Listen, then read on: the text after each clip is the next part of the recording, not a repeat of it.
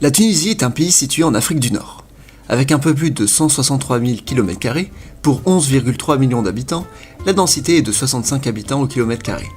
Sa capitale est Tunis et c'est une république. On peut passer au premier chapitre, mais avant cela, je remercie Tausen qui a réalisé la carte de la Tunisie avec les divisions administratives. Il m'a fait gagner beaucoup de temps, je vous invite à aller voir son Discord dont le lien est dans la description où il présente ses créations cartographiques. Géographie physique. La Tunisie est un pays situé en Afrique du Nord. Il est couvert en partie par l'Atlas, la grande chaîne de montagnes maghrébine, mais elle ne dispose pas des massifs les plus élevés. L'altitude maximale monte à 1544 mètres au Djebel Chambi. La Tunisie n'est donc pas un pays très montagneux. Le reste du pays, c'est pratiquement que des plaines, et au sud, elles sont désertiques, annonçant le début du Sahara. Dans le sud du pays, on trouve aussi le Chott el Djerid, grande étendue d'eau salée, qui est en fait très peu couvert d'eau. C'est un désert de sel. En bref, le pays se divise en deux, avec le désert au sud et la zone peuplée au nord si on schématise grossièrement. La Tunisie dispose aussi de plusieurs îles, Djerba et l'archipel de Kerkena. Djerba est d'ailleurs la plus grande île d'Afrique du Nord, en dehors des îles Canaries. Administration territoriale. La Tunisie est subdivisée en wilayas, on traduit souvent par gouvernorat. Les 24 wilayas sont subdivisés en 264 délégations, elles-mêmes composées de 350 municipalités. Pas tout le territoire est couvert par les délimitations des municipalités, cela ne concerne que les zones urbaines. Démographie. La Tunisie est un pays assez simple démographiquement, vu que la principale ethnie est celle arabe. Les Arabes descendants de Berbères qui ont été arabisés. Il n'y a pas vraiment de quoi faire une géographie ethnique. Ce qu'on peut voir cependant, c'est la répartition de la population. Le pays compte environ 11 millions d'habitants, 1 million se trouve dans le gouvernorat de Tunis, les gouvernorats de Ben Arous, Ariana, Manouba, qui sont voisins de celui de Tunis, et le gouvernorat de Nabeul peuvent former l'agglomération de Tunis. Ensemble, ils répartissent 2,4 millions d'habitants. Avec Tunis, on peut dire que 3,5 millions d'habitants vivent dans cette zone, soit un tiers de la population du pays. Si on rajoute les gouvernorats de Sfax, Sousse, Kérouan, Bizerte et Monastir, on obtient plus de la moitié de la population du pays. Au contraire, les gouvernorats de Tozeur, Tataouine et Kébéli sont les trois moins peuplés. Ensemble, on leur compte environ 400 000 habitants pour une superficie de 67 000 km², soit 6 habitants au km². Les principales agglomérations du pays sont Tunis en premier lieu, l'agglomération fait presque 3 millions d'habitants, on peut dire qu'un habitant sur 4 en Tunisie vit à Tunis. Tunis peut être considérée comme la troisième agglomération du Maghreb, derrière Alger et Casablanca.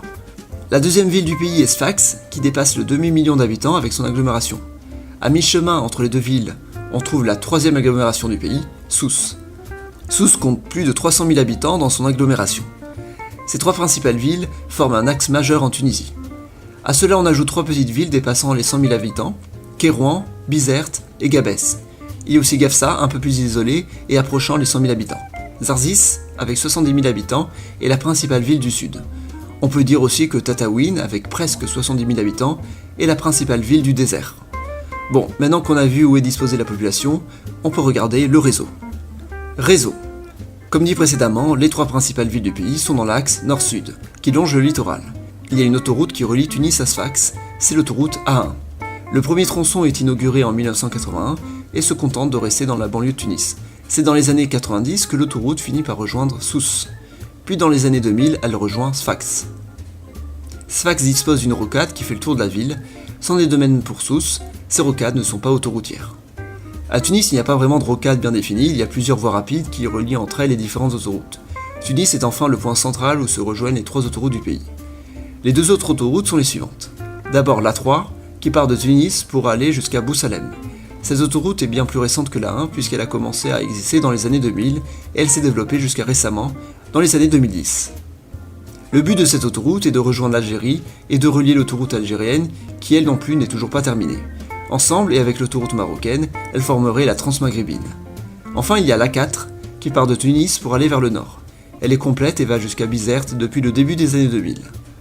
Il n'y a pas d'autoroute au sud de Sfax, il est quand même projeté qu'un jour la 1 aille jusqu'à la Libye, puisqu'elle pourrait faire partie de la transmaghrébine.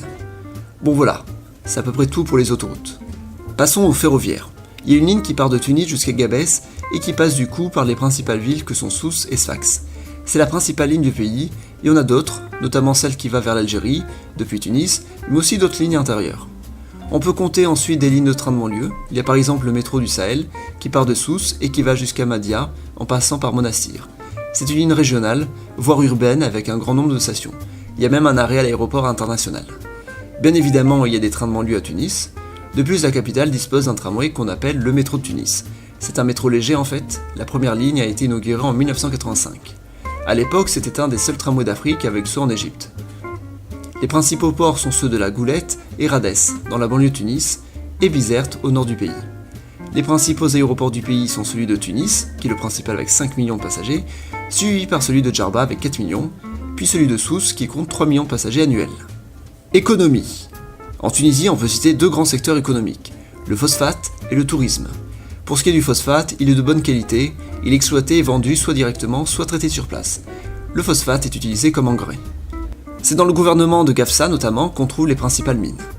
La Tunisie est aussi un petit producteur de pétrole, tout petit face à ses voisins que sont l'Algérie et la Libye.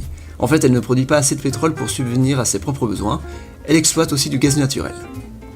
Bien sûr, la Tunisie est un pays touristique, même si elle n'est pas que dépendante de ce secteur. Le tourisme reste important. Développée dans les années 60, la Tunisie reste une destination majeure en Afrique encore aujourd'hui. À l'origine, ce sont surtout les Français les principaux touristes, et dans une moindre mesure, les Allemands. Aujourd'hui, le principal pays d'origine et touriste est la Libye, suivi par la France et l'Algérie. Parmi les destinations touristiques, il y a les stations balnéaires, notamment Djerba, qui ne vit que du tourisme pratiquement. Le tourisme a tendance à augmenter le prix de la main-d'œuvre. À Djerba, en raison des offres alléchantes dans le tourisme, il est plus difficile d'embaucher à bas coût dans d'autres domaines comme l'agriculture. Comme dit précédemment, l'aéroport de Djerba est le deuxième plus important de Tunisie. La région de Sousse et les côtes non loin de Tunis sont remplies de stations balnéaires. Port El Kantaoui, proche de Sousse, est une des plus importantes du pays, c'est aussi un port de plaisance. En Tunisie, il n'y a pas que du tourisme balnéaire, il y a aussi du tourisme culturel. À Tunis notamment, avec la vieille cité de Carthage, ou l'amphithéâtre de Tisrus à El Jem. Ces deux vestiges archéologiques furent classés patrimoine mondial de l'UNESCO en 1979. La Tunisie a cependant vécu plusieurs événements ayant fait baisser le tourisme de masse. L'attentat de 2002 à Djerba qui a tué 19 personnes, dont 14 Allemands, le printemps arabe qui a débuté en Tunisie, ou encore les attaques terroristes au musée du Bardo qui a causé la mort de 24 personnes, dont 21 étrangers, et à Sousse qui a causé la mort de 39 personnes, dont 30 britanniques, en 2015, ont eu un fort impact sur le tourisme. Depuis une dizaine d'années, la Tunisie est aussi une destination de tourisme médical. C'est le deuxième pays d'Afrique qui attire pour les services médicaux, après l'Afrique du Sud. La Tunisie tient de sa position stratégique entre l'Algérie et la Libye. À part ça, l'agriculture et la pêche restent des secteurs importants. On peut dire que le gouvernorat de Gabès est la principale zone de pêche de la Tunisie. Le nord du pays est très agricole, on y cultive des céréales, des légumes, de la viande bovine. Politique. Pendant de nombreuses années, la Tunisie fut gouvernée par le Rassemblement constitutionnel démocratique, un parti politique d'inspiration socialiste. En 1956, quand le pays est devenu indépendant, c'était un royaume. Le royaume de Tunisie a duré à peine plus d'un an et le monarque, issu de la dynastie mise en place à l'époque ottomane, a laissé place à la République. Habib Bourguiba est président de la Tunisie de 57 à 87. Ensuite, il y a Ben Ali, qui est président de 87 à 2011. Les deux sont du même parti politique, le Rassemblement constitutionnel démocratique, qui existe depuis 1988 dans les faits, mais qui est le successeur du Parti socialiste des Souriens. La Tunisie a donc souvent longtemps été gouvernée par le Parti socialiste, sans forcément être alliée à l'Union soviétique au temps de la guerre froide. On peut cependant faire des liens avec les autres partis socialistes. Par exemple, lorsque Craxi, président du Parti socialiste italien, fut condamné, il s'enfuit en Tunisie en 1994, où il eut le droit d'asile. En 2011, le printemps arabe, qui a touché pratiquement tout le monde arabe et même d'autres pays, a pour point de départ la Tunisie. La Tunisie est un des pays, avec la Libye, à avoir été le plus touché par ce mouvement mondial. Il a entraîné la destitution de Ben Ali et l'arrivée du multipartisme dans le pays.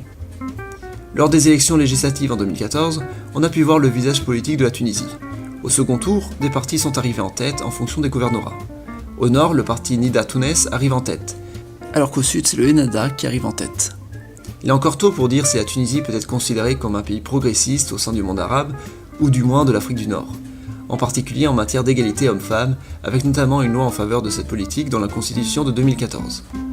Voilà, c'est tout ce que j'ai à dire sur la Tunisie.